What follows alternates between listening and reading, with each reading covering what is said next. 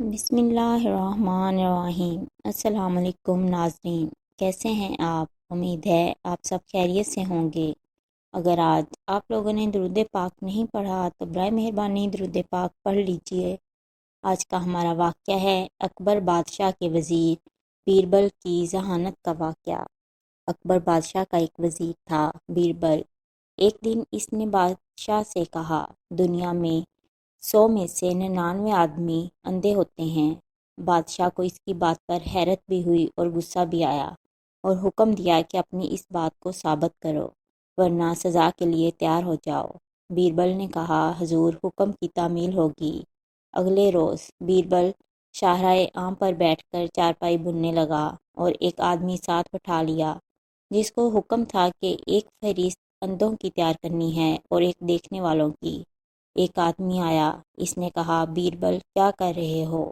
بیربل نے اسے جواب دینے سے پہلے اپنے معاون کو کہا کہ اس کا نام اندھوں میں لکھ دو، پھر اسے جواب دیا، چارپائی بن رہا ہوں۔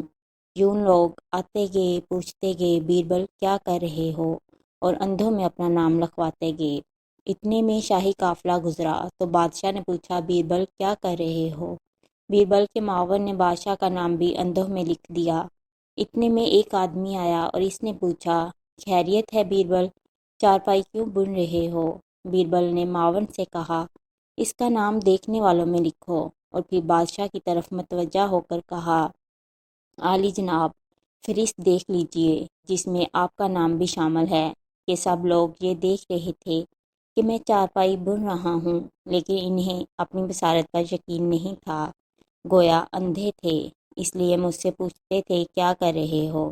صرف ایک شخص آیا جسے اپنی بصارت پر یقین تھا، اس نے مجھ سے تصدیق نہیں چاہی، بلکہ چارپائی بننے کی وجہ پوچھی۔ اگر آپ کو میری یہ ویڈیو پسند آئے تو اسے لائک اور شیئر کریں، میرے چینل کو سبسکرائب کریں، اور کمنٹ سیکشن میں اپنی رائے کا اظہار لازمی کریں۔ شکریہ۔